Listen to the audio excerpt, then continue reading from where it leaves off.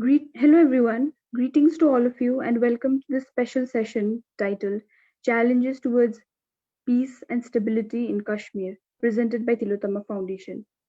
Tillotoma Foundation is engaged in international relations, financial, environmental, strategic and defense policy globally. I'm Yukta Acharya, Senior Coordinator and Research Associate to Tillotoma Foundation. I have two distinguished panelists with me, all of whom all of who have deep understanding of and expertise in today's area of discussion. Let me introduce them. Lieutenant General Rameshwar Roy, former Director General, Assam Rifles and Chief of Staff, Southern Command, former Corps Commander at Nagrota, Jammu and Kashmir. Shri Jitendra Kumar Ojha, National Security Analyst and former Joint Secretary, Government of India. Mr. Kumar has been a close associate of Tillotoma Foundation, having been a part of some of our previous initiatives. Warm welcome to all of you. I hope we will have a very productive and interesting discussion. The audience members can send in their questions or comments from time to time.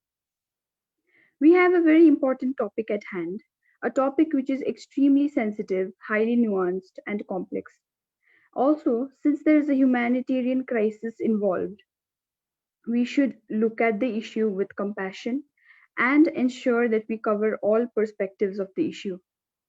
We are mainly concerned about the present threats to and stability in Kashmir. The well being of people of Kashmir who have suffered a lot over the years should be everyone's priority. There is no doubt frequent instances of terrorism by external state actors as well as other militant outfits. These attacks lead to loss of life and property. So, insurgency and terrorism are two of the most pressing problems in Kashmir. There have also been instances of conventional war with Pakistan, the most recent being Kargil in 1999. India has heavy armed forces present in the Kashmir region: the Army, the Navy, the Air Force, Armed Forces Special Operations Division, and also paramilitary forces like the CRPF, BSF, Sashastra Seema Bal, and Indo-Tibetan Border Police. There are also some other elite forces of Army, Navy, and Air Force like the Rashtriya Rifles, Marcos, Garud Commando Force deployed in Kashmir. There is also the Special Operations Group of the Jammu and Kashmir Police.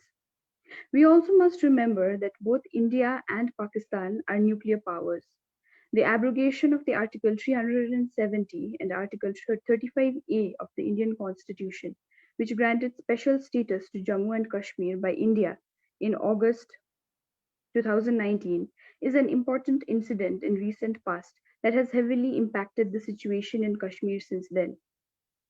The erstwhile state of Jammu and Kashmir has been divided into two union territories, namely Jammu and Kashmir and Ladakh, since the abrogation of Article 370 and Article 35A.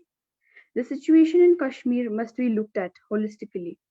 The Armed Forces Special Powers Act gives special powers to the army personnel in Kashmir. The use or misuse of AFSPA should be debated as well. The Indian Army has launched the Operation Sadbhavana in 1998 to ensure goodwill and cordial relations with the people of Kashmir. Over the years, it has benefited a lot of Kashmiri people, particularly the youth. The human rights of the people of Kashmir must be ensured and protected. Let me now request Mr. Jitendra Kumar Ojha to take us through the key details and dynamics of the conflict of Kashmir and the probable path towards sustainable peace. Thank you, Yukta, and thank you, Tillotoma Foundation, for inviting me to this session. I'm not sure whether Navy is present, Yukta, in Kashmir. I don't think Navy can be present. Maybe I have to brush up my own knowledge on this. I'm also very honored to be at a panel where my very esteemed personal friend, General Roy, is here. He is one person who has rather enhanced my knowledge in Kashmir over the last few years, ever since he retired. So it's a special honor for me to be at a panel where he is also present. I'm not an expert on Kashmir. My primary core competence or understanding lies with covert war, and I shall focus only on dynamics of Pakistan-sponsored covert war in the valley, which has been unrelenting. Before I start discussion, I must tell you an incident. Yesterday, I received a message from a British friend of mine. He is a member of House of Lords in Britain. He forwarded a message, rather a video clip. In that clip, what we noticed that nearly few hundred, 200 to 300 Indian nationals in Britain, they had assembled in front of High Commission of India in London. This is in Aldwych. They were mostly young people, small children. It was a festive kind of mood. They had come to celebrate India's Independence Day. They were, it was Saturday, and they were just dancing, performing Indian arts, and people were rather exchanging greetings with each other. Soon after this thing, as soon as this was going on, a mob of nearly 5,000, mostly Pakistani men, they reached that venue, assaulted, they beat up men, they misbehaved with women, they traumatized even small children. What does something like this indicate? It only indicates how much hatred or how much radicalism has been spread by Pakistanis. It is not only in Pakistanis, only in Pakistan, but Pakistani diaspora has also been impacted by this kind of hatred towards India. Secondly, violence. They also attacked British riot police who are far too outnumbered. The whole thing suggests that it was not a spontaneous organization, rather event. I did speak with some of my friends, just tried to understand. They said that this was very well planned, well sponsored, well engineered. Now, these kind of incidents, which is not first of its kind, this has been happening. It only suggests, can we ever live with Pakistan in peace? So a lot of people who say armed forces, this thing should be debated, other things should be debated. I try and tell them that this is a very unique and complex kind of war which India is facing. And we have to understand the entire issue in totality. It is impossible for the West to appreciate this issue, and large number of Indian intellectuals too have their own constraints. Before I get down to the subject, I would also like to mention why this covert war has been happening. Briefly, I will say, even though most members of audience would be aware, we all know that India fought against the British. We have been a continuous civilization, continuous state. We had difficulties. Yes, they did face external invasion. And why did we face? What happened? That has to be debated. But we do not have to be apologetic about our identity. But when colonial powers were receding, they created an artificial state. We have to mind that even Islam, the way it came, I don't want to digress on that subject. After coming to India, they discovered a Sufi strand. There are a lot of things. I will not go back to that. And large number of Indian Muslims then and now also, I believe, they identify with India, even though a small section of them, they might be external forces or external invaders or whatever, but they had absorbed in India. I shall not get into that. But when Pakistan was created, they had absolutely no civilian governance infrastructure. They had nothing called history. They had nothing called anything to say that they were an independent nation in any form. And what did they get? They got a disproportionately large military, large army. So in absence of institution, in absence of history, in absence of a real identity, entire space was filled by army. And what can army do? Army will do, only thing it knows is how to fight. So when you don't have any of these things, army started creating its own identity, and they needed something. So instead of creating an institution, since it was created on the basis of identity, they started taking recourse to Islamic radicalism. I must tell you, you must be aware that already Baluchis, they don't want to live with Pakistanis. On 20th August 1947 itself, they had brought down Pakistani flag and they had burnt it. They said they will either be independent or they will be with India. Same was the case with Pakhtuns. So how could they manage these people? So from there itself, they started this radicalization, 48 war, we know, because they felt all Muslims should be segregated. That was the time. We cannot blame others. But it is a fact that British, and I have written some research papers even on my blog, in 19th century onwards, still the first half of the 20th century, for late, British and Russian rivalries were on. And they wanted to use Islamic radicalism or whatever Islamic identity as a strategic tool in Pakistan. That time, so-called leaders, they emerged as a pliable tool. They were willing to provide platforms to them. So whatever may be the circumstances, this was an artificial creation where the political or whatever leadership was a very pliable entity. We know it. How did they go on the Western camp during Cold War era? So from there itself, a unique kind of state has come up. West tries to understand it. They think there's some territorial dispute between India and Pakistan. They are similar people. But I suppose the whole thing is so complex, it is difficult for them to understand, and it is difficult for a large number of people themselves to appreciate it. So that is why from there onwards, we know that they tried to engage us in conventional military for whatever reason, maybe for identity, maybe for some territory. But when they were badly beaten up, from late 1970s onwards, they started creating an artificial or whatever you can say, detailed kind of infrastructure for covert war. I shall get down to that. What has happened in Kashmir, that this unique covert war has now built a momentum over the last 15 or 20 years. And covert wars in general are very difficult to fight, irregular wars or insurgency, which we described. In Kashmir, we are having three issues. One is, of course, terrorism. Very often it is used, terror attacks. Initially, it were externally sponsored attack. Then there is subversion. Subversion is being used through a very radical interpretation of Islam, very Wahhabi interpretation of Islam. And third is, of course, they're trying to win over local people in some way. But the nature of these wars is such that, these build a momentum of their own. And once they build a momentum of their own, alienation of people, local people, is very natural, because very small number of people can engineer this war. And when these wars get identity issue, when identity is something people are very emotionally involved about identity. We like our identity so much that we do not want to relent on it. We do not want to negotiate on it. And as far as Islamic identity, Islamic radicalism is concerned, this has a long history, because this created, not that this is something which has happened suddenly. This has created, it was used as an instrument of war by a lot of races, a lot of nomadic and warring races, and they felt that this had enormous capacity to bring people together, even if they were from different faiths. But once they came into it, some of its finer techniques were such that these were open to interpretation and misinterpretation, or whatever you can say, and these could rather create very cohesive, well-organized groups, and you can use this identity to torment others. So Pakistan has been very cleverly using it. It's not that all Muslims are influenced by it. Overwhelming majority of Muslims all over the world, and particularly on the Indian subcontinent, they do not subscribe to radical Wahhabi version of Islam, which Pakistan has created in its own way. It is different from even Saudi Arabia and others. Now, this war has prolonged for far too long in Kashmir. And the moment such wars prolong for a longer duration, what happens?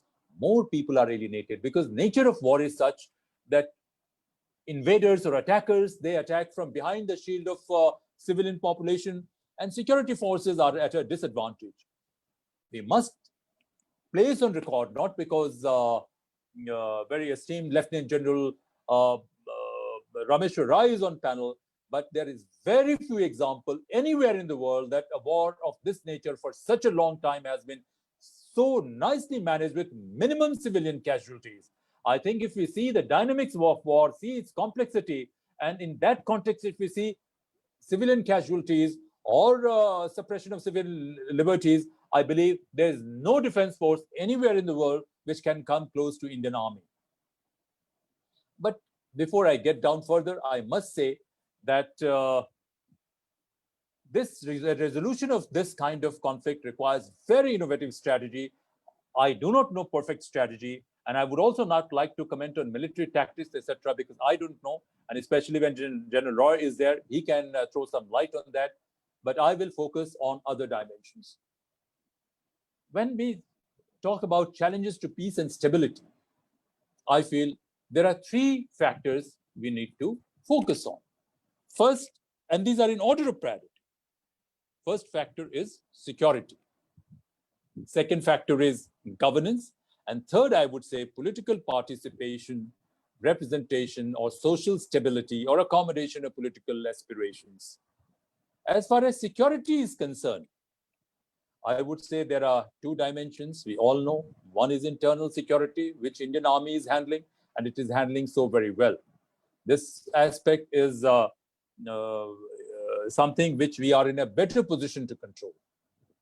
But another thing which we are not able to understand, and very few people in Indian media, they talk about it, because a large amount of this information may not even be in open domain. It may not be very clear and very obvious.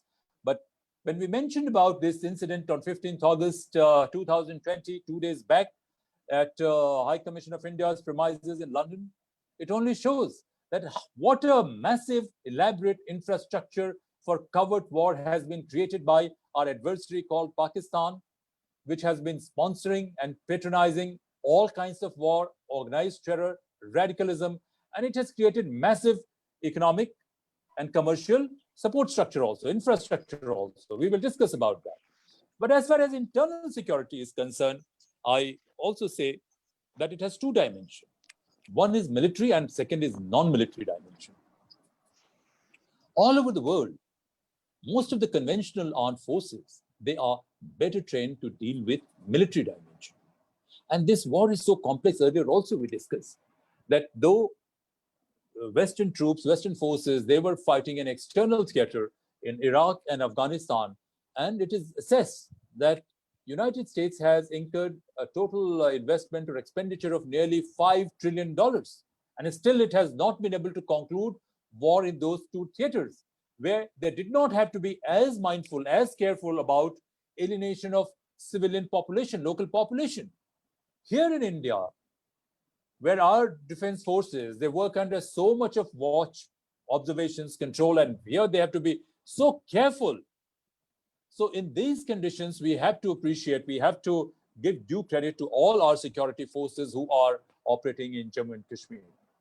Here, they are able to handle, I must say, the security aspect very well. But when we talk about non-military aspect means what? Radicalization, propaganda, logistics. These are very difficult. What I understand that on these factors also, because of Sadbhavna mission and outreach program of Indian Defense Forces, Indian Security Forces, large number of people are volunteering, they're coming forward, they are supporting India's defense forces. But the fight is so complex, it is so difficult that the whole thing is not going to be easy. Very often security forces bring situation under control, but then it starts spiraling out, because after all, we are a democracy, and sometimes political elite, they also have, political leadership also has their own agenda, I would say, or own priorities, and managing and reconciling all these is very difficult. When we discussed about unique dynamics of this war, in this unique dynamics, let us assume that it's not that the total war which is being fought is fought only by number of terrorists or people who are armed terrorists. They may be a very small component of a much larger infrastructure. And much larger infrastructure, we always differentiate between active collaborators and passive approvers. So large number of people, when security situation is not good, so they would like to stay away, they would like to keep quiet, they are passive approvers. They know things are going wrong, but still they will not be able to open their mouths. But when you use the element of religion, when you use the element of identity, the number of passive approvers starts increasing. And then, as I said, when this kind of war starts prolonging and you have situation that there are collateral damages, this can't be avoided, and on top of it, you have consistent propaganda, then what happens? Recruitment starts going on, then the number of actual fighters, actual active collaborators, that also starts increasing.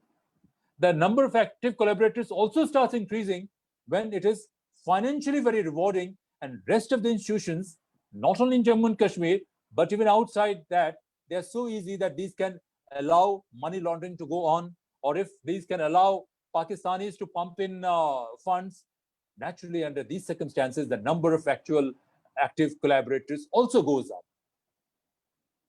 But I would say, despite all these, situation in the valley is much better handled But probably we need to think beyond how to handle some of these non-military dimensions of security, how to handle radicalism. And this is something not only we are not good at it, I suppose security establishment of even the most powerful countries, they are struggling to handle this aspect. We must remember a few months back, there was one case of Zahur Ahmad Watali, if my memory goes all right, that his property was confiscated. He was caught for over money laundering. What does it indicate? Maybe this was one few case which has been caught. But another case which comes to my mind is Kochi gold smuggling case.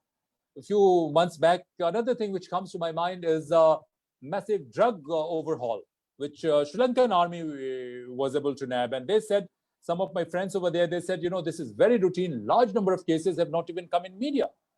These things only indicate, and all these have a Pakistani correction somewhere. So all these things just suggest that if our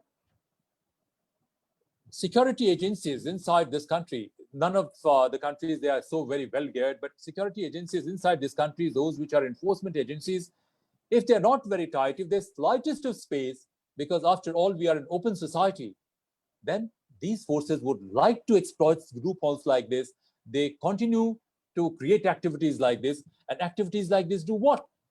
They generate fund, number one, and they enhance the number of active collaborators, people who will have stake in continuation of this covert war in Kashmir. And if they are financially well off, if there are sections of people, some gold smuggler or gold trader and other influential people, or NGO person, or you have case of Zakir Naik who have large following, what is going to happen? That this active collaborators will be very influential, and they will be influential not only in theater of conflict, but outside theater of conflict. They will be in a position to do a lot more damage. Now, case of a lot of people consider freedom of speech and expression is a kind of license to speak. Many people in the West, they compare a problem in Kashmir like Scots seeking independence from Britain. No, it's not like that. It's not a very open and innocent expression of freedom.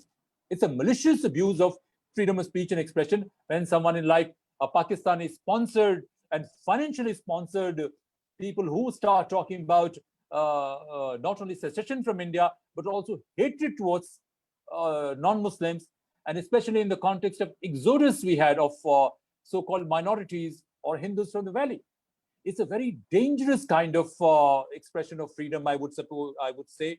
I would consider it's a war not only against Indian state and Indian people, it's also a war against entire mankind, that you have been using freedom of speech and expression as one of the instruments of multifaceted war. I did not define covert war when I started, but covert war means use of every possible instrument. And this includes abuse of freedom of speech and expression as well, abuse of religious instruments as well, use of every possible, you can say, asset which is available, using women to children to everyone as a shield. And there's no morality which is involved, using deception, deceit as a legitimate tool. So this kind of freedom of speech and expression is very dangerous. It's not bona fide, and this has to be appreciated, or rather curtailed to the maximum possible extent, because I'm not saying because I'm an Indian. A lot of people, Yukta saying sounded a little provocative for someone like me who has worked for government of India and for my country and for security of my country. They try and see things from bipartisan India and Pakistan. Sorry, it's not an India and Pakistan issue at all. It's only one issue is covert war, and how to fight this covert war, because a large number of before I move forward, I must quote a so-called impartial survey which was carried out 10 years back. It would be around this time in 2010. I came to know that Chatham House was hosting a discussion in Kashmir, and there was one professor named Richard Bradnock from King's College, and he had carried out a survey. And this survey was sponsored by Gaddafi Foundation. So we all assumed this would be strongly anti-India kind of thing. It may be engineered or whatever. I took permission and I happened to visit Chatham House, and I tried to attend. I was working that time with Government of India. I was posted in Indian Embassy, and my bosses had said not to create any ruckus. I had taken permission to go there. But when I started listening to the so-called outcome of survey, I was shocked that less than 1 or 2% people in Kashmir Valley, they wanted to be with Pakistan. 1-2%. Similar number of people, similar percentage of people, they wanted to be with India. Of course, there was 1 or 2 Muslim majority, 2 or 3, 2 districts, if I'm mistaken, 2 districts, people were unhappy with India. Only 2 districts. But this you cannot say that it's an India-Pakistan issue, or Pakistan has a locus standi. Pakistan 2010, I can say Pakistan has 0 locus standi. And even now I'm confident the way young people from Kashmir Valley, they are coming and joining security forces, including Indian Army. They are working in different parts of India. We can only say that Pakistan has 0 locus standi, and only issue at stake is how to fight this covert war with various facets of its own. I must also tell, because one of these reasons, theories are all right. I was interacting with a police officer from Kashmir, and he says that over the last 15-20 years, it's not Kashmiris, it is Maulanas from Deoband and other places from UP and Bihar. They have gone and they have tried to create again a Wahhabi version of Islam, which has not been there. And the whole thing started, this kind of Islamization, after 71 war, massive debacle. Pakistanis started sending initially Tablighi Jamaat. Tablighi Jamaat, I have no special dislike or something, but they do emphasize on special ways of worshipping, ritual, etc. And they do reinforce a kind of strict ritualistic code, which has to be followed in Islam. And from there it starts, is the first stage from where you start emphasizing on separate identity. From then, of course, large number of our Islamic seminaries, we have not been careful. There is a concept of Ijtima in Islam. We have been sleeping over this aspect, and they have been teaching things which amount to hatred against non-Muslims, which amounts to violent assault against non-Muslims, and which provide, I can say, ideological justification for secessionism and this identity-driven war. And these impact impressionable minds. And this aspect of war, defense forces have no rule. ASPA cannot do anything about it. This policymakers of India, those who are handling security establishments, they should have been careful that this can provide a highly explosive human resource where people will be tempted, they will be vulnerable to subversive propaganda that you are separate, it is your religious calling to wage violence, to kill those who do not agree with your version of Islam. And this aspect of war, I suppose, neither West is aware, nor do we talk about in our own country. So a larger ecosystem Pakistan was able to influence. I will say how and why Pakistan was able to influence and what help. I will get down to that as well. This aspect we have been ignoring. Now, let me get down a little bit to external dimension. We have said that, look, certain factors were there which allowed Pakistan to take this war to this level. But over the years, Pakistan has generated, rather specialized. It has done not PhD, it has set up global universities kind of thing in jihad. I've written a paper, I don't know whether Dr. Ajay Sani has come or not. I've written a paper for him, and I've said, not me, but Western security analysts. They have been saying how Pakistan has managed to infiltrate not only India, but through your own subversive factories. They have managed to infiltrate even capitals of Western countries. And one retired CIA officer, in one of his research papers, he has said from Bradford to Luton to Birmingham to Sheffield, cities he has named, from suburbs of London to this place, in Europe, even in United States, how these people have managed to go there. And how do they survive?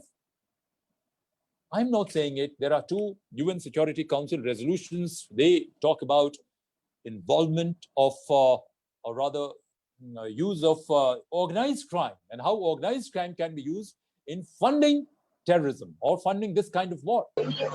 Let me also tell you that this kind of war nowhere in the world has been funded by taxpayers' money. This war is always funded by drug, counterfeiting, extortion, and variety of crimes, money laundering. So Pakistan has enormous capacity in these areas, and they have built a symbiotic interest in which I don't know whether I'm there or not. They have built a symbiotic interest in which members of ISI, members of Pakistani military syndicate, members of perpetrators of this crime, and even jihadi forces, all of these, they work together. So last 30 to 40 years, a little over 40 years, they have moved way ahead. We all know that not only Pakistan, how West was promoting them during Soviet Russia's intervention in Afghanistan. From there, they created massive infrastructure, and it was mid-1990s from where the whole thing started in Kashmir. They had 10 to 15 years of gestation period. They could create resource, human resource, infrastructure, I would say technology, skill, everything to infiltrate our valley. And the whole thing started from there. So in this thing, I would not like to go in much detail. I have spoken at other platforms and other places about this massive worldwide infrastructure that Pakistan has created. Even my friends at British police, they have said that large number of Pakistani origin politicians, including Nazir Ahmed, who was key conspirators, I would say, on attack in front of Indian embassy, Indian High Commission in London. People like these, they are involved in all shades of crime, but somehow they have been exploiting liberal legal regimes of those countries. So law enforcement agencies in world, they are not able to detect the nature of this crime or the way these people have moved forward. Probably law enforcement everywhere has to move several steps ahead, several notches up to destroy this kind of infrastructure for covert war which Pakistan has managed to build. And what can you do? You must appreciate that our choices get very limited, where people think that by killing others, by slaughtering others, by murdering others, they will go to heaven. So when human mind itself has been conditioned in this manner, so those who are fighting, their choices, the way of fighting becomes very, very difficult. I would say that despite all these things, the current situation in Valley is still substantially under control. There are challenges, no doubt about it. After 30 to 40 years, emotive propaganda has been built. People who have lost their loved ones, they are struggling to reconcile to their loss.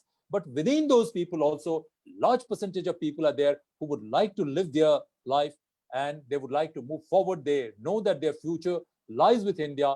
Today itself, I was reading posts from one Kashmiri woman, I suppose, who has been very critical of Pakistan, that how they have derived everything from India and still they are having so much of hatred towards India.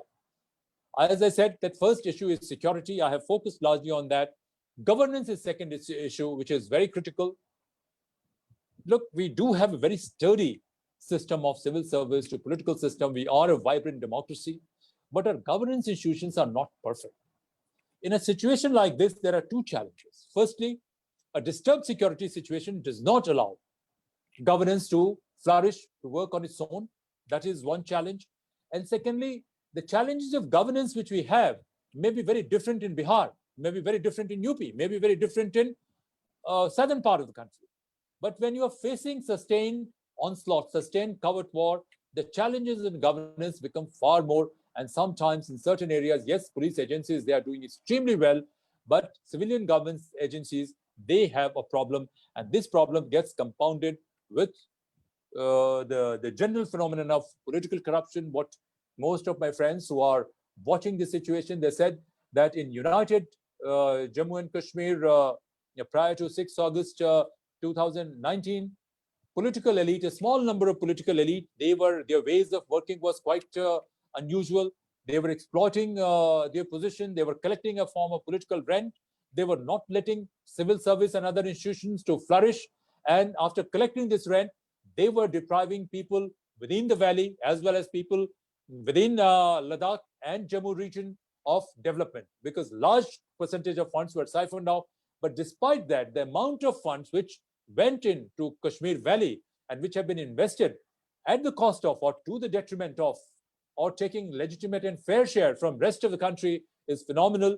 Huge amount of infrastructures have come up. I had written a piece on my blog as well as for a magazine named Asian Affairs, which is there, which shows that in 10 years, I mean between 2009 and 2019, huge amount of development or infrastructure has come up in Kashmir Valley. But despite that, political elite of United Kashmir Valley, Ladakh, and this, they were swinging both sides because of security situation, because of emotive issue within their society, and they were virtually, some of them were blackmailing government of India more to entrench their position and less to contribute to cohesion of that part of the country with rest of the country. So political issues are there. This has to be stabilized with, along with security and integrity in governance, but we cannot have a different governance norm for Kashmir. If we need transparency in political structure, in civil service, it has to be brought out across the board in rest of the country. We cannot pin entire expectations only in Kashmir Valley. Now, I would say, how do we go forward from here? I suppose I have not overshot my time. In 5 minutes, I'll try to finish it off. I have always believed, this is my own perception, I hope it does not collide with known ideas of top generals, including General Roy, very esteemed General Roy, who's my fellow panelist, that there are only 4 key principles of war if a good power, a major power, has to fight. We need to have a clear roadmap to a decisive victory, a good strategy, rather. We must have a very clear roadmap to a decisive victory. I don't know whether our security strategists have planned this or not. Secondly, every war has to be short and swift. Moment any war prolongs, costs increase. Second, it comes from there that there has to be minimum human and material costs. And from this perspective, if we see Pakistan is investing minimum human and material cost, and it is getting the war to extend. And fourth is, war has to be fought on the territory of adversary. In these things, I feel war is being fought on our territory. War has prolonged. Costs are very high. And this is a highly disadvantageous war we are fighting. And those who are security strategists, they must realize that one and only one principle of war is victory. This kind of situation is very alarming, very dangerous. We cannot allow a situation like this to go on. Of course, it is our citizens in Kashmir Valley who are being impacted, but those who are abetting it, those who are exacerbating the problem, of course, they are some of the local collaborators. We have to handle that, but we have to come out with a stronger strategy. I shall not get down into military tactics. Again, it is not my area. I understand very little about it. But I would say that propaganda in the valley has to be contained very effectively. And probably the right answer would not be a blanket ban or a blanket curb. Like surgical strike, we need to identify key points, key elements, and we have to attack them. And it is local people, it is our Islamic clerics, it is our Maulanas who have to be on forefront. They have to appreciate the fact that once we have chosen to be a secular country, it is everybody's responsibility. And whatever elements are there within Islam which are preaching hatred towards others, or even in any other faith, I do not approve of any social media war or anything to profile any religion or to curse members of any community. Today itself, I have written on my Facebook post, hate radicals, hate terrorists, hate Pakistanis, but never ever hate Muslims, because large number of, overwhelming majority of Muslims are in our country. They are patriotic Indians. Small percentage, they need to be dealt with through criminal justice system and not through social media war and not through propaganda. And large number of Muslims all over the world, they are our friends, they are our well-wishers. They have an abiding stake in success of India. And in any dispute with Pakistan, these people have been supportive of us, barring 1 or 2 odd exceptions. That's a different thing. So these things, we need stronger communication strategies. Security forces have a responsibility, of course, to provide security. But all these things are not going to work out if we do not destroy global crime infrastructure of Pakistan, global propaganda infrastructure of Pakistan. I feel instead of responding to Pakistan in their own language, we need to define a language of our own where we are more effective. Our war has to become global. We have to reach out to countries outside our region, not by paying money, not by this thing, but combining our economic and security strategies in such a way that we can fight this war, not only militarily, not only through security forces, but through every possible means to destroy every infrastructure that is generating recruitment to terrorism, every infrastructure that is generating instruments of propaganda, every infrastructure that is generating radicalization in any form. This has to be fought. But even if we fight and take the war and make it global, the reform, or rather preparation, has to come from home itself. Of course, we have to use our diplomatic capacities, diplomatic influence, diplomatic goodwill as well. In one paper I wrote why, despite strict observations by financial action task forces, Asia Pacific group of 41 countries which studied Pakistani progress on money laundering, it came out that there was serious violation. There has not been proper comprehensive risk analysis. Pakistan has not been parting any information, and yet none of these countries insisted on blacklisting Pakistan, because all said and done, Pakistan has demonstrated its utility. It enjoys massive clout with global crime groups, not only outside India, but maybe within India. And one example is the way Dawood Ibrahim has been sheltered in Karachi. And there are a lot of, I'm not saying it, few days back, I was on a television channel, and retired police officers, I suppose one gentleman who was ex-CBI officer and someone from MHA, he has been saying why and how so many former police commissioners, he accused them of colluding with D Network, and collusion with D Network amounts to collusion with ISI. So can we allow space on our own territory that some of our state functionaries could be colluding with them and they can get away with this? So we need a very serious structural reform within our country. A much stronger rule of law is needed. And if we are able to demonstrate that, yes, we are very serious, we are stronger and capable of fighting it, maybe the world will believe us much more. So I believe that we need to develop sharper and stronger strategies and technologies to fight this war. Let us believe that Pakistan and India cannot be compared. If a heterogeneous India with its multicultural identity grows, it has a lot to offer to the world. This will be a big antidote both to Islamic radicalism and opaque authoritarianism which China is practicing.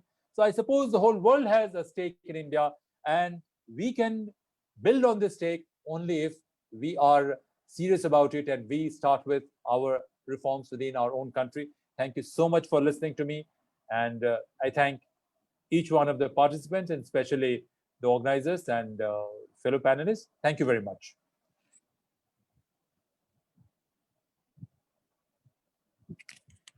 I hope.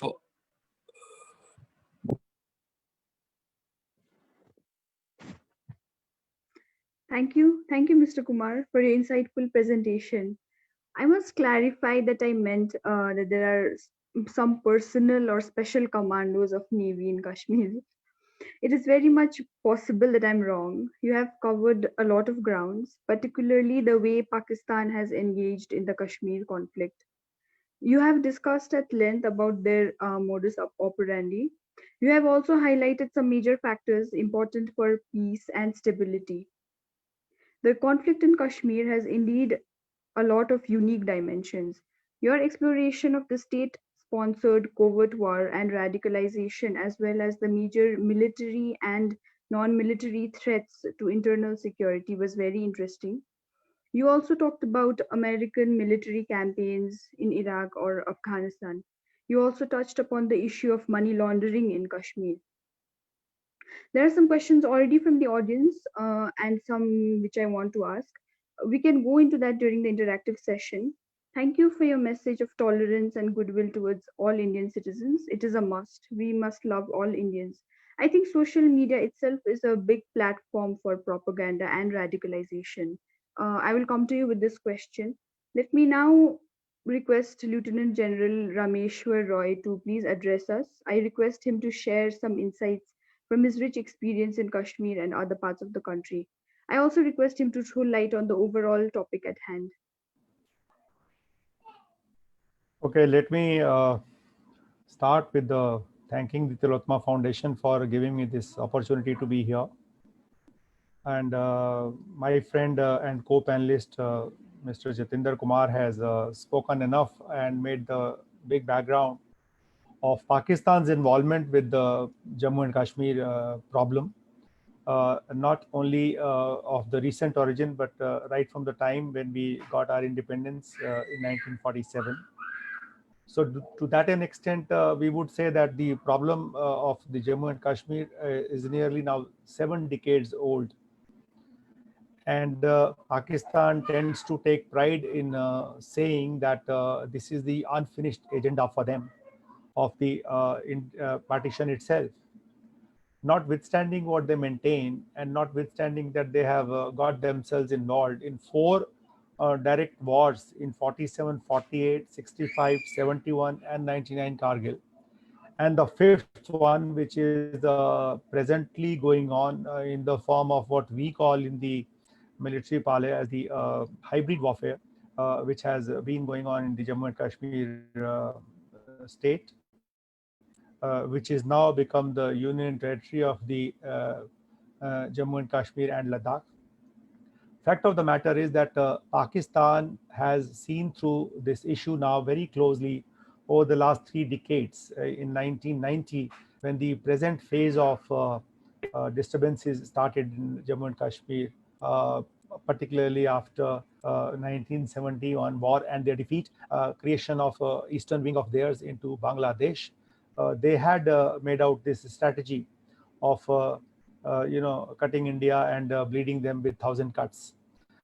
But the fact of the matter is that they in the bargain have suffered 1,000 cuts, and they are bleeding as of today, as all the indicators are there available for the world community to see through. But basically what I would like to now bring you all to the issue of the Jammu and Kashmir state and this problem. I'll still keep calling it a state, because in my perception of the understanding, just by calling it a union territory and bifurcating, the problem as such has not really got bifurcated in the same tone. So I would continue to call it this as a one entity. And why I say for the last 3 decades, because basically the whole thing started in 1990 when they took up this form of warfare against the Indian state. And from epicenter as the Kashmir Valley, it slowly proliferated to the south of Pir Panjal, and then it engulfed entire, I would say, less Ladakh, the rest of the state of Jammu and Kashmir. But the fact of the matter is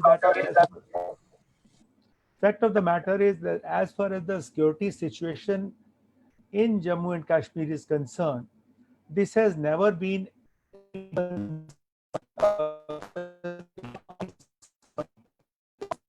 Indian Army, along with its large amount of Central Armed Police Forces and the Jammu and Kashmir Police itself,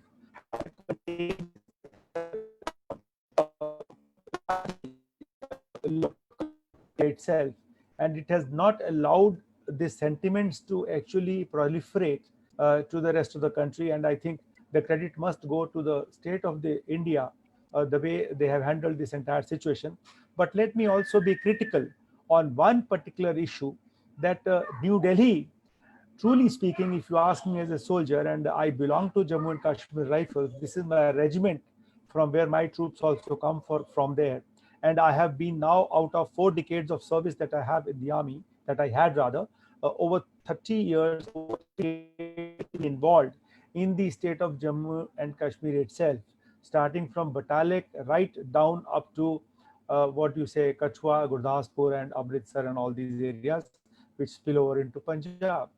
So all I would say is that despite the kind of the situation, the way it has been handled, as far as the army is concerned, this has not been allowed to go beyond control as such. And let me also bring it to my audience that in those 3 decades of this problem, at least there have been 5 instances in parts wherein the problem was brought to such a degree that a political initiative should have been taken, and this problem would have been resolved, whatever the grievances people of Jammu and Kashmir had. But sadly, all those were missed out. So I got an impression as a soldier that most of the establishments in New Delhi did not have much time or inclination to devote to this problem of Jammu and Kashmir very seriously. And for larger part of this entire 70 years, I would say, this problem was left to between the two families to sort of keep looking after the state of Jammu and Kashmir till the very proactive intervention started from 2014 onwards, when BJP combined with the PDP to form the government. There again, in 2019, when this particular alliance was broken and the president's rule came, the issue is that when on 5th of August, I would rather focus on this 1 year because of the reasons that there is too much of history behind whatever has happened in Jammu and Kashmir till now. And if I go into those details, it would become well nigh impossible to devote time to looking into future of the challenges that are there and how to sort of get about them. So on 5th of August 2019, when the Article 370 was removed and 35A along with it was removed, a large number of announcements were also made. I would say that the people got an impression, people, I would say, within the state as well as the rest of the India, everybody's expectations were pushed up hugely, that overnight things are absolutely going to change. And that, when you take a review of last 1 year, hasn't really happened, nor was it expected to happen that way. So that is where the issue is as of now. Now, if you look at the security parameters, whatever we gather from the media, few things get highlighted in a manner as if those are the main issues. I will tell you later as to why security situation in Jammu and Kashmir are not the main issues. The main issues are far from it, because security situation out there has always been under control right from the time of independence till today. Now, recent past, when we look at it, what has happened is that we are told that a large number of peace that is likely to prevail. And just to quote some figures, in 2018, there were about 257 terrorists killed. In 2017, a year before that, 213. In 2019, the figure was 152. And this year, so far, the figure is 70. As against this, the recruitment in 18 was 219. In 2019, the recruitment was 119. And 2020 recruitment so far is 74. Now, the point is that alongside this spurt in the casualties of the terrorists has also been the spurt in the casualty of the security forces.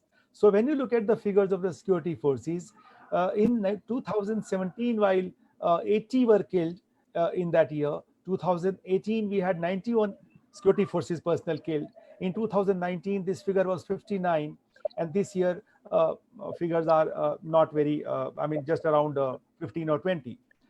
Now, the point here is very simple, that the efforts are being made to make sure that the kills of the terrorists are more than the recruitment. But let me give you the other side of the story. The disturbances in the Jammu and Kashmir has been sustained more because of the infiltrations which happen across the line of control by Pakistan and not necessarily by the locals. This is issue number one. So therefore, if the infiltrations are less, the terrorists infiltrated into Jammu and Kashmir would be less, there would be less disturbances and less kills. What has happened in the last 2 to 3 years, that the local recruitment, particularly in the south of Kashmir, has picked up. Now, the locals are not very adept at fighting the way the terrorists who infiltrate from outside, that is the Lashkar-e-Toiba terrorists, are able to fight. Because of this factor, that the locally trained terrorists are not very good fighters, they get killed much faster and much quickly. And that is what has pushed up the kills figures. So therefore, this kind of a perception focusing on the kills, many times I heard a lot of debates on the national television also, where most of the speakers, they keep talking of the number of kills for a particular year to indicate that how peaceful the valley, particularly Kashmir, is going to be in times to come. No, that will be a false notion if you relate the peace in the valley to the number of terrorists killed. That will not happen because of many factors. I will not go into all that, but people can ask question, should they have one? Second thing, my co-panelist Jitendra had mentioned regarding the amount of money or the inflow of aid that comes to the Jammu and Kashmir people. Now imagine these people, they are given 10% of the central aid that comes to them. If you just compare with the big state like UP, which has a population of nearly 8.3% of the country, but they get a aid of just about, I would say 3%. Uh, you can imagine how much of money that has been pumped into the state of Jammu and Kashmir. But then you would wonder where the problem is. The problem is in the deliverance of these, the expenditures which are involved to spend this money, how it is being spent, the delivery mechanism which is there in the state of Jammu and Kashmir, that is absolutely rotten and corrupt.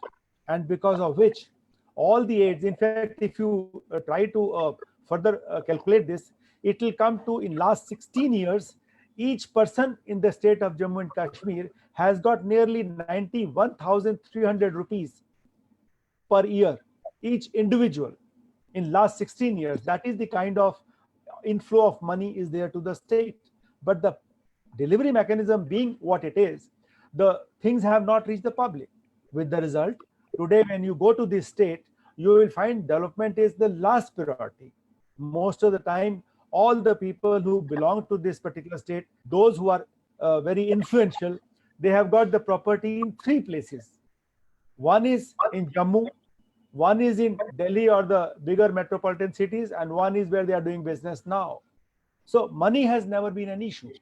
Therefore, to say that money only can be sort of coming from outside the state, no. There is enough money within the state also, wherein this can be sort of funneled for these various terrorist activities. So problem with the development has been the delivery mechanism. Now, when this announcement was made on 5th of August, regarding removal of the articles and all the hi-fi announcement regarding development, it was not taken into consideration that this development has to take place through the same mechanism which has been existing in the state over the last 7 decades.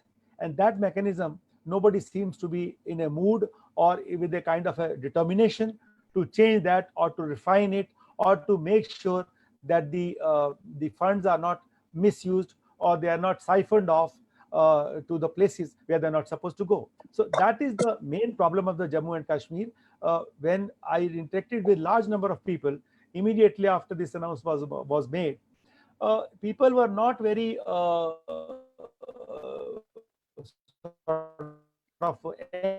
angry on this issue, because they also looked at it very positively that some good things will happen. But those things could not happen for 2 reasons. That the political establishment could intervene itself in between the people, the delivery mechanism, that got missing. So today, the second problem that the state has is the political system in the state is totally defunct. Now, how do you interact with the people?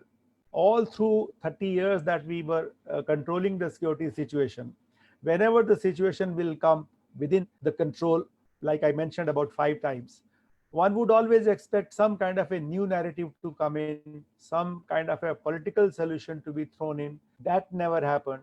And today, with total absence of political process in the state, there is little hope that any political initiative can emerge. Now, if the mainstream parties which are there in the state, they have been put on a sideline, the new parties, they take time to come up. I'm a military man. I may be totally apolitical as far as the involvement in the politics is concerned, but surely I am politically aware. So if the mainstream parties have been put out from the state, the new parties take time to come up. And only thing I hear as of now is a faction of PDP, which is Altaf Bukhari, just around 23 MLAs. I don't know how they are going to galvanize themselves into a bigger party. And the other pitfall that happened just before this announcement in 2019 was the Panchayat elections. When panchayat elections took place in the valley, there were not enough candidates for panchayat elections from the valley. So large number of these candidates got imported from the Jammu region. All they had to do was fill up a form. There was nobody to contest them, and they became the panchayat sarpanch. With that kind of a zero following, and if they became the sarpanch, naturally they would have been very ineffective. And whatever efforts are now being made at this political process is being nipped in the bud by the terrorist killings again. So the point here is, although it is being mentioned, I'm cutting the entire narrative short because there has been, this kind of a talking has been going on for long, and I would rather like to answer the questions that audience may have than to carry on with my monologue. The people, today are looking at this process, which is going further and further away from them. So when we talk of a security situation as one of the indicators, let me tell you that today's data says that there are less than 200 terrorists present in the valley, and this number is nothing compared to in the peak of insurgency. We required, or they required, a minimum of 1,500 to 2,000 terrorists to sustain the violence level which they were existing at that point of time. So I would like to assure you all that security situation was never an issue in the valley or in J&K, and it will never be an issue. India is not US Army. US Army has suffered more casualties in Afghanistan than India has suffered in J&K and Northeast put together in the last over 5 decades. So we are not that. And security situation will never be out of control as far as the valley is concerned. But what needs to be done for the future of the state of Jammu and Kashmir is that the political process, of which we have been very proud to maintain this kind of a political process, that despite the peak of insurgency, peak of disturbances in the valley, the political process went on uninterrupted. Elections were held uninterrupted. People were never scared of the bullets. They went in for the ballots. That process, I don't know when will that be able to be started. And COVID pandemic has only delayed it further. I do not see it happening this year. Faster it happens next year, better it is. One good indication has come that the present governor who has gone there is hardcore political man.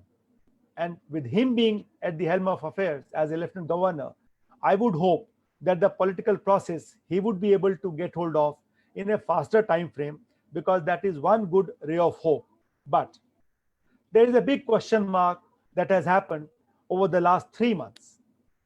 Ever since the Chinese intervention in Ladakh and the face-off that is going on right now with India, Pakistan as a epicenter of terrorism has got a boost. We are aware that if Jaish-e-Mohammed chief was let off the hook by the United Nations, it was all because of veto power exercised by China. And China has openly said that China is with Pakistan for whatever be the consequences. Now, with China-Pakistan collusion, which is now going to happen here onwards, and the disturbed situation in Ladakh, which has sucked in about 30 to 40,000 of Indian Army regular troops there, Pakistan's activities in the valley will get a boost. Not only in terms of conventional interference, which I doubt that they have got the capability in terms of their present state of economy to intervene in Jammu and Kashmir militarily, but in terms of terrorist activities, they would look forward to enhancing this more and more. Also, because now the issue of withdrawal of US from Afghanistan, the upper hand that Pakistan and China put together have now got in Afghanistan, fair amount of attention and resources could be diverted towards boosting the disturbances in Kashmir Valley.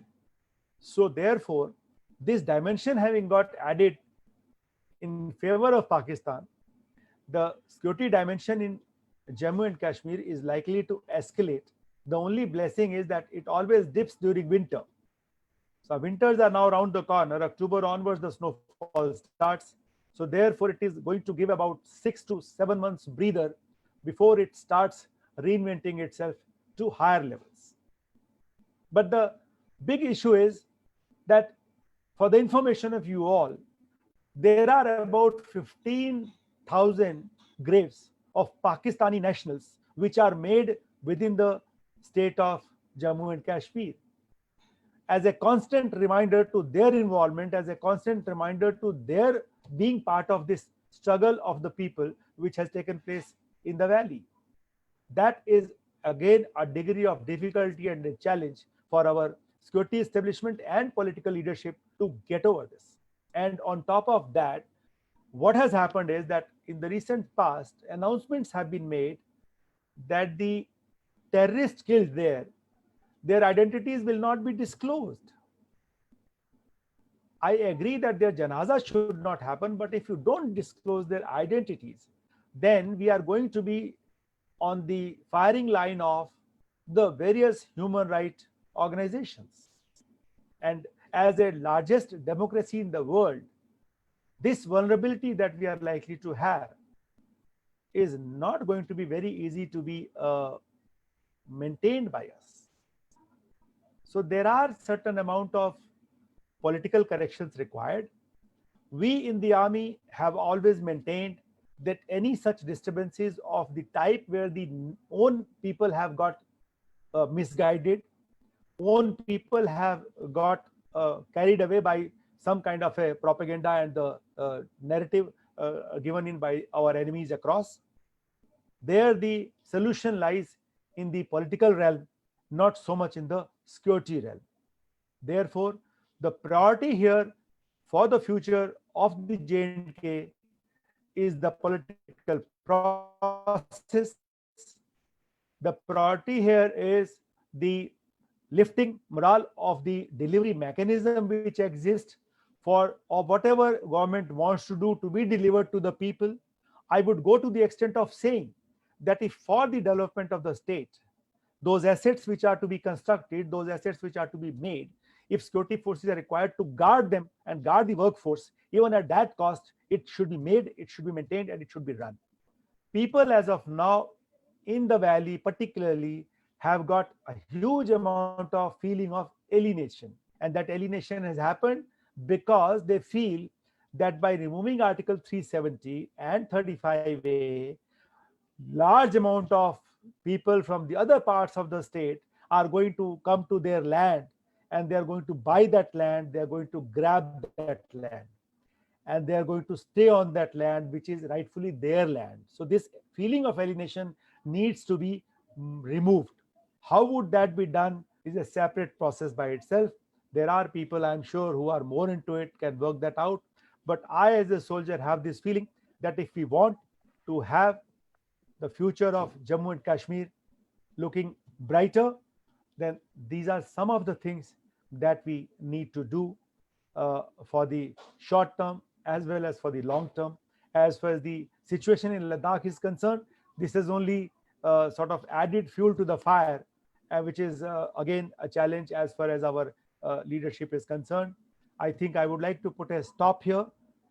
I have served there for long enough, and I can go on and on, but let me put a stop here and welcome any questions that the audience may have, even either now or even later. Anytime anybody can put an email to me, and I shall only be too glad to answer their questions. Thank you so much. Thank you. Thank you, Lieutenant General Roy, for your very interesting and informative talk. You talked about a lot of factors related to the administration of Jammu and Kashmir, and your points about problems with the delivery mechanism in Kashmir and the hindrances to development of the ordinary people. We must strive to ensure effective development in Kashmir. Corruption, I understand, is a major problem across the country. You highlighted that it's a problem in Kashmir as well. You also highlighted in the internal politics in Kashmir from the level of local administrative bodies like panchayats. Uh, you highlighted very important day-to-day problems in Kashmir which needs to be addressed. Your emphasis on non-security issues in Kashmir is also very interesting and insightful. Thank you both for your excellent presentations. I feel that we have covered most of the important issues regarding our topic today. Let us now get into an interactive discourse. I request both the co-panelists to step in whenever they want to because it's an open forum now. My first question would be, how would you look at Kashmir and Ladakh being separated and made union territories, particularly for peace and development of the region? This question is addressed to anybody. Okay. Anybody? Okay. Please answer, sir. I will wait. You have been in Kashmir, you can better answer. Yeah, I've served both the parts of the, what is called Jozila range. The Jozila mountains are the ones which separate the Ladakh from the valley. I would say that is a good move. Why it is a good move? Because whatever funds were coming to the state of Jammu and Kashmir, Ladakh was being somehow neglected.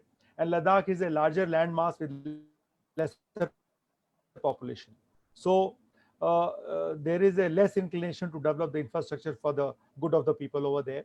I think with the both being separated now and the separate governments and funds, and rightly so, in Ladakh they have got no provision of a state assembly, so it will be directly governed by the lieutenant governor through the administrators over there. So all I would say is that the quality of people who are going to be put in the administration in Ladakh, I will just put an example from the sideline, example of Northeast also. I have had about 5 tenures in the Northeast. And let me tell my audience that in the Northeast again, till today, where every state is connected with the flights, Northeast posting is taken as a punishment posting by the central establishment or the people of the government. Whenever somebody gets posted to any state in the Northeast, they take it as a punishment posting. And so is the case with Ladakh also, because Ladakh has got very harsh winter conditions, and very less developed terrain means you have to go travel long distances. You may have to walk also many times to reach the people and know their problems.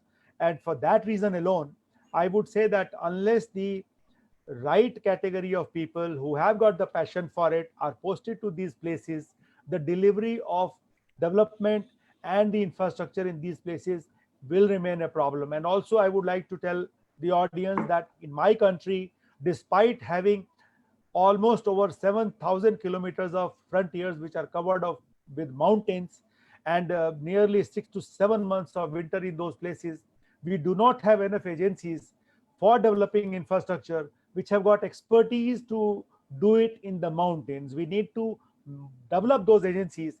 We need to subsidize their working in those places, and they have to get comfortable with the kind of harsh weather conditions wherein need to work on. Unless we do that, only by division, only by making it a union territory, only by putting these kind of ruling mechanisms is not going to help the situation on the ground. We need to and help develop those agencies. This is my view on this, Jitendra. No, nothing to add, sir.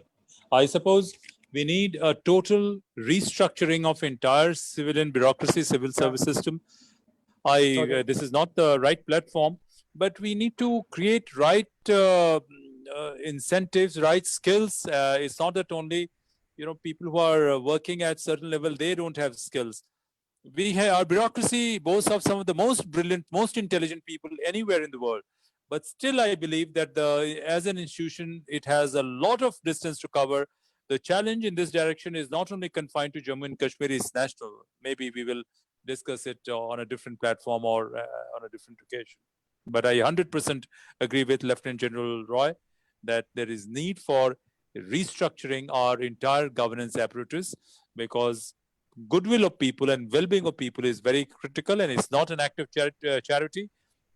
Happy people are very critical ingredient of national security. Thank you for the answer. We have some questions from esteemed audience members on Facebook as well. Former DIG of BSF and a close associate of Tillotoma Foundation, Shri Kumar Mitra, and former head of UN Center for Poverty Alleviation and senior advisor, Dr. Amitav Mukherjee, has both asked, how do you solve this impasse in Kashmir? What is the way forward?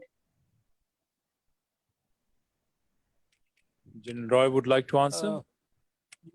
I did mention. You see, the point is in democratic nation like India, and we take, in fact, pride in saying that we are the largest and the biggest democracy in the world.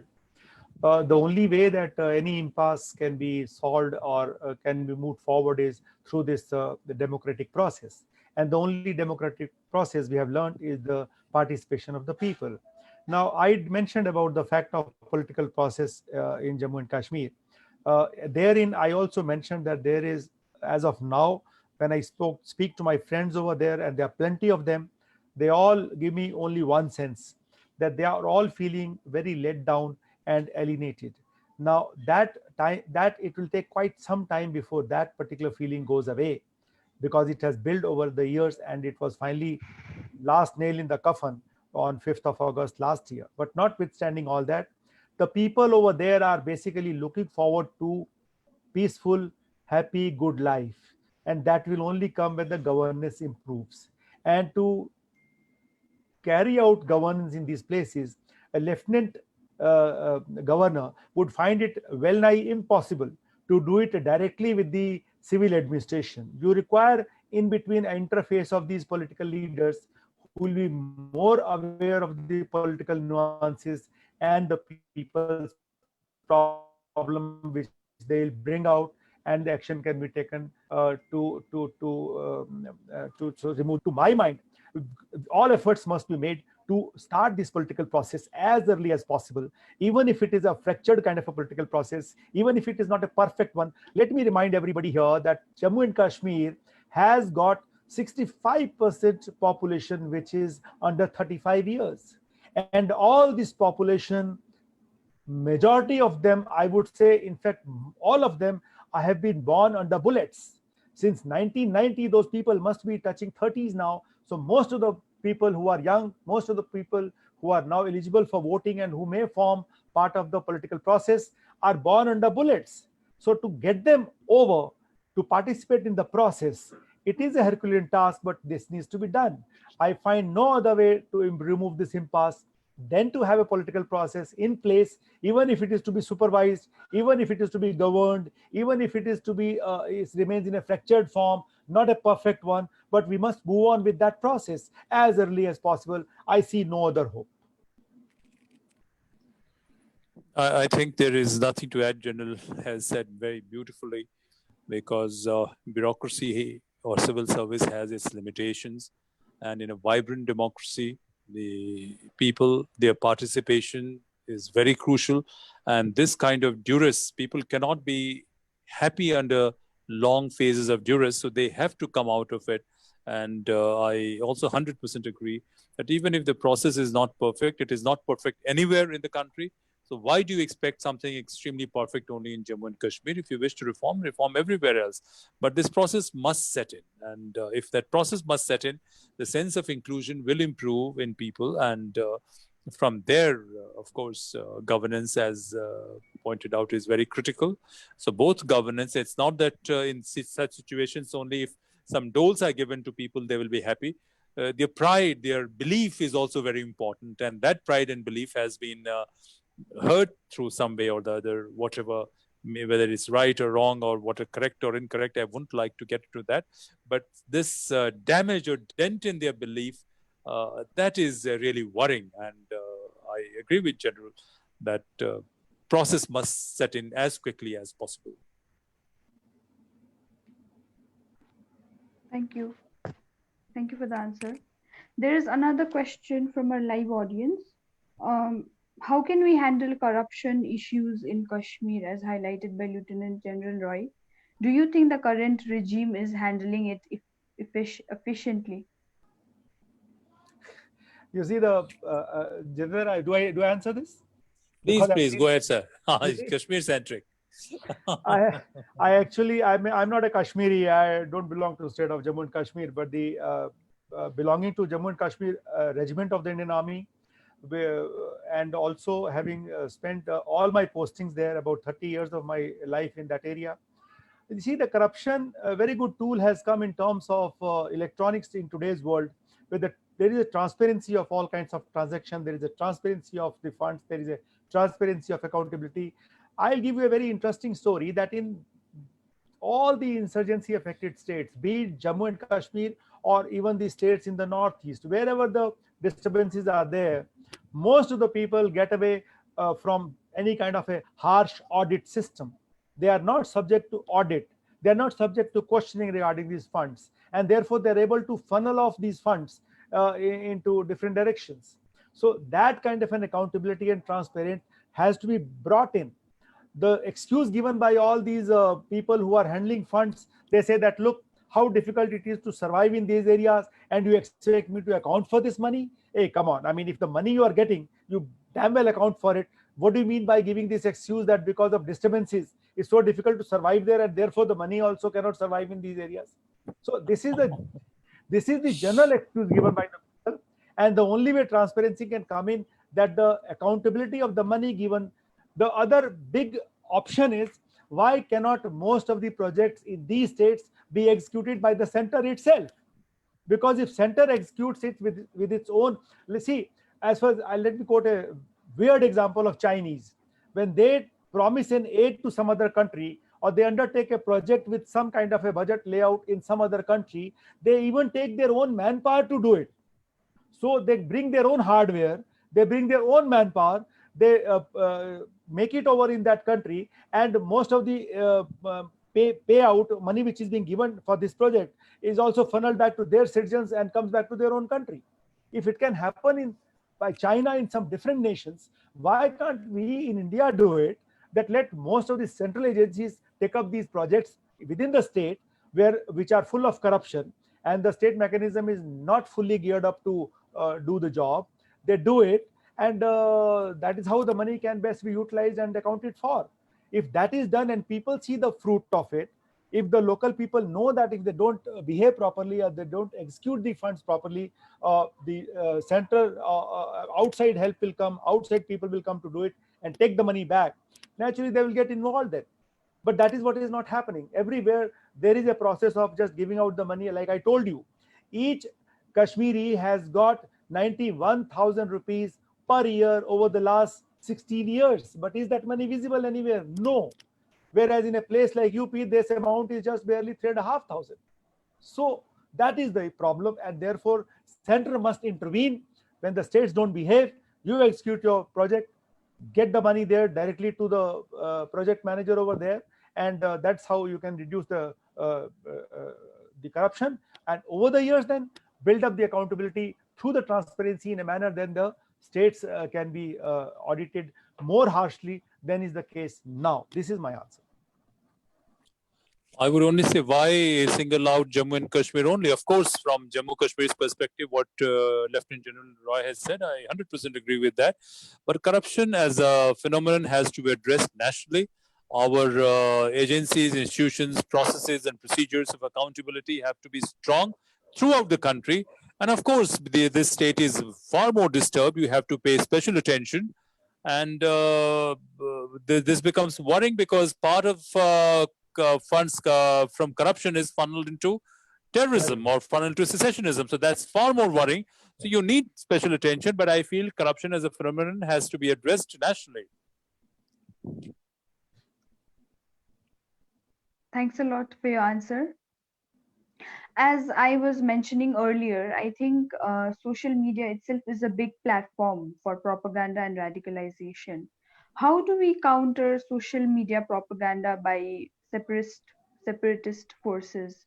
How to stop radicalization of the youth through this medium? Yeah, see, here again, the problem is that if you want to avoid accidents, answer is not stopping driving. Answer is to drive carefully. Answer is to put the checks and balances so that the traffic gets controlled. But what happens in my country is, most of the time, the only answer we find is, let's stop it. People have been crying for 4G services to be resumed in the valley, and they are at 2G right now. That is not the answer. The answer lies in the fact that let the freedom stay the way it is in the true spirit of democracy, but put your checks and balances in place, put your alternative narratives. If the terrorists are just around less than 200 and overground workers are under about, say, 5,000 or 10,000, surely the country's population is 1.3 billion.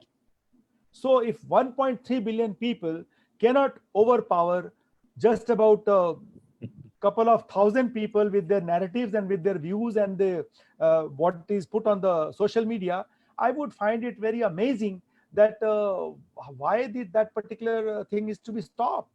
I mean, we are just two of us, me and Jitendra, and if somebody wants to counter whatever we are speaking, there could be hundreds of people who can do that. And that is exactly the thought process that should be there rather than stopping. Because anytime we find it very simple, we tell our children also, don't do this, just because we don't want them to be hurt. It will never happen. I have not come across a single person who says that you can stop your brain from ticking. Even when you are sleeping, the brain is working. Even when you sleep through. Otherwise, how can you get up and say, I had a sound sleep? Who was looking at the sound sleep? The brain was looking at the sound sleep. So if the brain is functional all the time, even when you sleep, it is well nigh impossible to stop anybody's thought process. And in today's world, if you don't allow them to come on the social media from Jammu and Kashmir, they can come up from Britain, from US, from whole lot of other countries which are there. Who stops them on a platform like Twitter, on a platform like Facebook, anywhere? So answer lies in the fact you put out, be quick in counter narratives, be quick in clarifications. We do not have those clarifications coming up. Look at the recent example of standoff in Ladakh. If the government departments or the ministries were fully geared to respond to all these confusion which was taking place, and they would have taken a press conference on daily basis, like was the case during the Kargil war, nobody would have any scope for speculation. But when there is a lack of information, then the rumor mongering and the all kinds of false narrative, they thrive. So we should look at those kind of proactive measures rather than saying that if you don't want accidents, let's stop driving. And that's not the answer. And that is what should not be done. And this is my answer to whosoever thinks as to how it can be done. There is enough. I mean, I don't know. I mean, I can't understand. This is the only Muslim majority state in the country.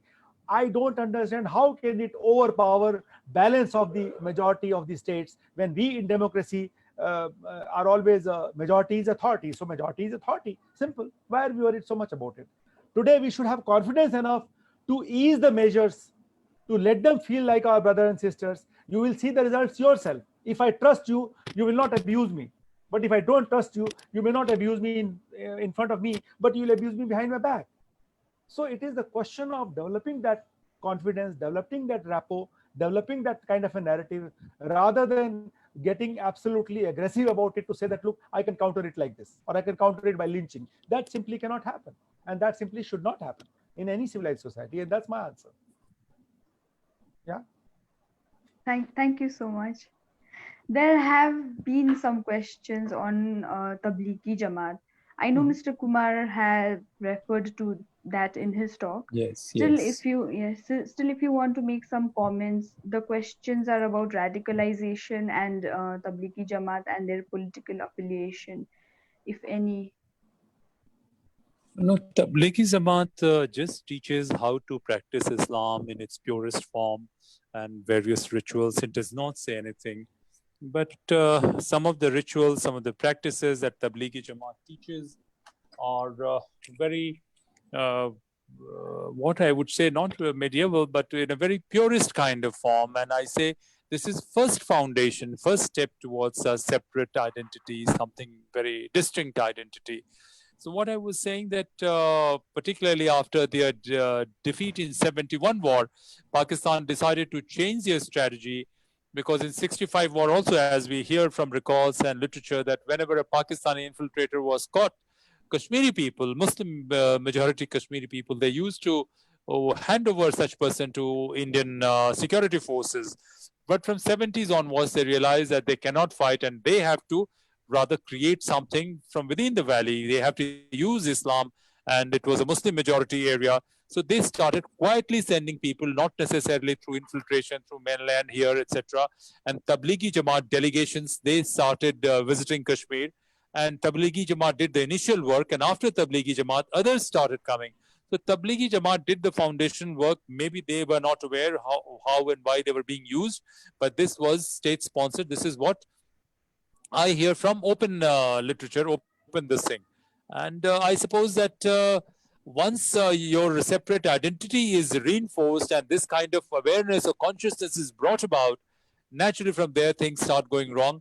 We could have countered it. We could have countered it by at least stopping external people coming as part of Tablighi Jamaat. Even Delhi, you have this thing that a lot of foreign nationals had come.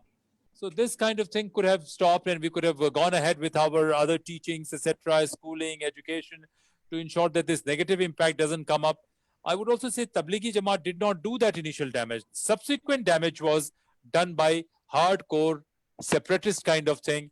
Devband also, I mentioned that even Ghazwa-e-Hind and all those ideologies, or even this thing, Jaish-e-Muhammad, all these, at the root, what lies, even Taliban, this thing, they quote and go back to Devband, that concept of jihad, that attacking non-Muslims. So this kind of thing has to be, should have been, I wouldn't say should have been stopped, but there is, of course, moment you start hating others, you start denigrating identity of others, this has to be stopped. This is a kind of violence, not physical violence, but oral violence or social violence you are propagating. So this should have no space at all. And second level, I would say there is concept of ijtima, because even early stages of Islam, Holy Prophet himself and others, they talked about that as per situation, it can evolve, some ideas can evolve. So maybe I suppose government should take initiative, agencies should take initiative to bring Islamic clerics and tell them that, look, we are living in this kind of society. We cannot have a situation where a lot of people think it is perfectly all right to attack your neighbor, destroy your neighbor. This is a kind of violence which is being preached, and this violence, preaching of this kind of violence is first stage of, you can say, secessionism or terrorism. It comes as part of terror propaganda. So at this level, this problem has to be addressed. And this must not be confined to Jammu and Kashmir only. All seminaries, government should reach out and they should talk to them that, look, this area, you have to come out, because if they say something, it'll be different, because whatever this was being distorted or used in medieval era, that was in a different context. So that should not be allowed to be used. This is what I meant. And I felt we need to do much more in this direction. I don't know whether Lieutenant General Roy has to say about it. No, I totally agree with you. Actually, many times, there's a far too much of political content in whatever we hear. In fact, I miss my days of hearing what we used to call news. Now we are being fed whatever channels want to feed us. I have actually not come across news at all. And if at all some news is coming, it is coming through some print media. And half the print media also gives whatever has already come in the electronic media.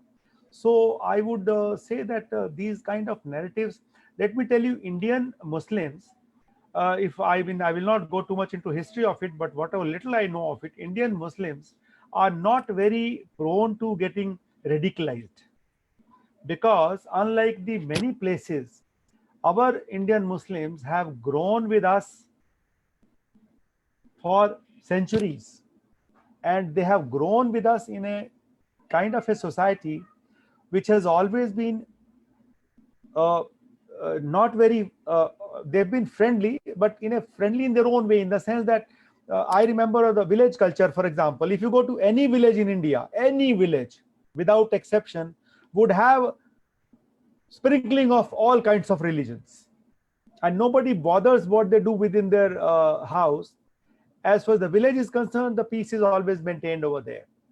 Till such time a political seeds are put in over there, I have not seen any kind of disturbance in any of these places during my entire childhood, whenever I got a chance to visit my village, even while staying in Delhi.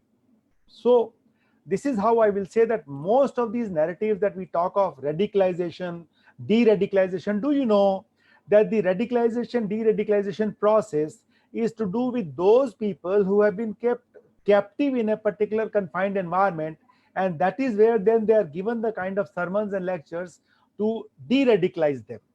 Not, this term cannot be used so easily everywhere, and the Muslim countries themselves have been more proactive and more good at it.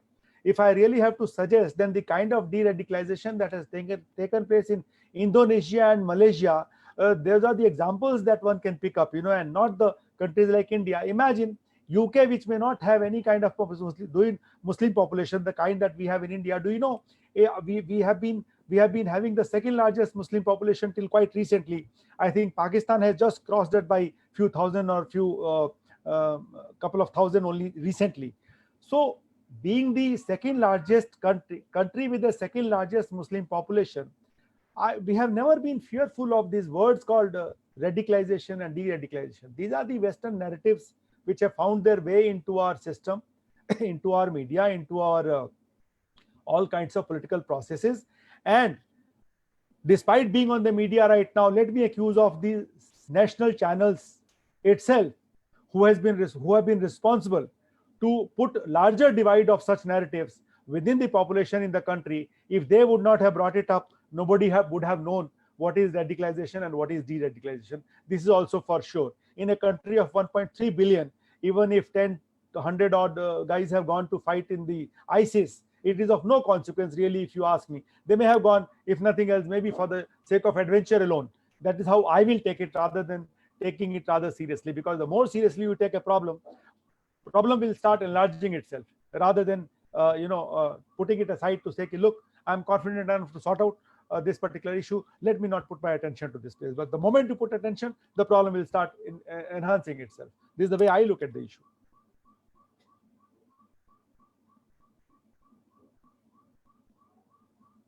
Yes, Yukta. Yukta, any more questions, or we can leave? Sir, a last question. Thank you a lot for your informative answer. How do you look at the ceasefire violations at the LOC, which often leads to civilian deaths? Can we have sustainable ceasefire, and how do we reduce civilian casualties? As a soldier, I have been, majority of my life has been under the bullets and so-called non-ceasefire situations. The ceasefire came on 30th of November 2003, when the ceasefire came. And let me tell you, if ceasefire with Pakistan is holding on, more because of our tolerance than because of Pakistan. Many times I have been propagating, let us abrogate the ceasefire with Pakistan and see what the consequences are. But the problem is that the ceasefire, when these firing takes place, the soldiers are not really affected because we are protected in our bunkers. We know that these kind of things have been there and we are prepared for it. The problem is with the civilians. So we went in for ceasefire basically to protect our civilian population. And Pakistan, on their part, is not bothered about their civilians. So when they fire, we also fire and cause them equal amount of casualties. Our casualties get highlighted by our media, whereas what happens in Pakistan never gets highlighted. The sad part is that for Pakistan, breaking the ceasefire, in fact, I have the figures here, that ceasefire violations over the last, I would say last 2 years, or since 2019, has gone up by 69%. And I would also tell you that it is not that in the ceasefire violation, the firing is going on, it gives chance for them to infiltrate. No, really. Who will infiltrate when the ceasefire violation is taking place? We all are aware of all this. But the problem here is that ceasefire violation keeps the issue alive. It is like putting fire, If you let the fire keep burning, people will keep paying attention to, yeah, something is happening. So ceasefire violation, as far as Pakistan is concerned, is just keeping the issue alive. By virtue of ceasefire violations alone, India-Pakistan border are the most volatile borders anywhere in the world today between two nations. And this is what they keep doing time and again. Total regard to their population, total disregard to our population. The sufferer is basically a civilian population. Many a times I have been on the LC and I have observed these ceasefire violations. We have responded to ceasefire violation with our own firing of weapons. And the only thing I find is first reaction is by the civilians who run out of their houses with white cloths, shaking with their hands that please stop this, we are suffering. we are still more human to stop it, but Pakistan. This is how I get our violation. Basically, to keep telling the world that look, this issue is alive. The animosity in India and Pakistan is alive. Nothing beyond that. It has no. I think of it, abrogate it. I'm reminded of my civilian people. They suffer again, and not the soldiers. Because yes, many times soldiers also get killed, but by and large, suffering is innocent. And to stop suffering, only we began for the in 2003, when Musharraf was the boss. And this particular problem, the ceasefire has existed for 70 years, with of course fluctuations here and there. But overall, I would say this.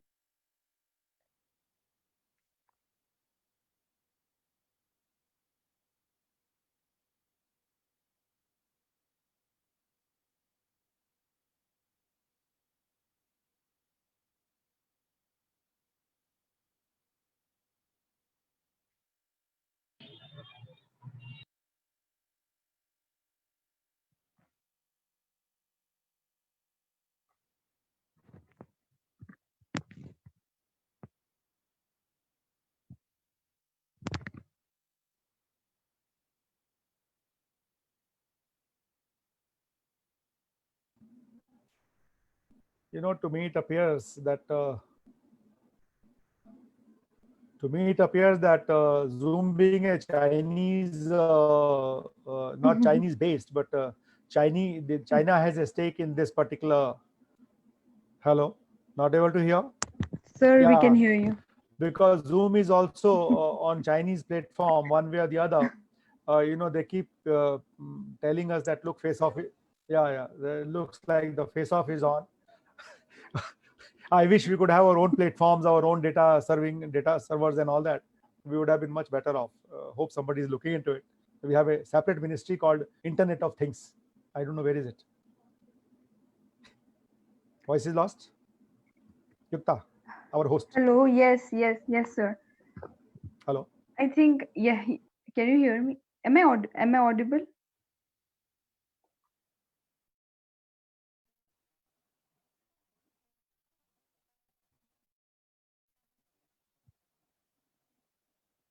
Can't hear anything.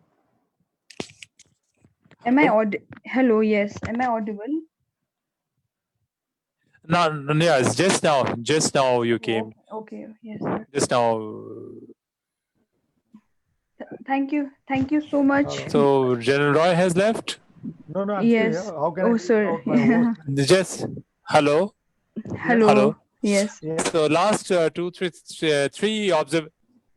some observations I would like to make and carry forward from brilliant summation of General Roy only.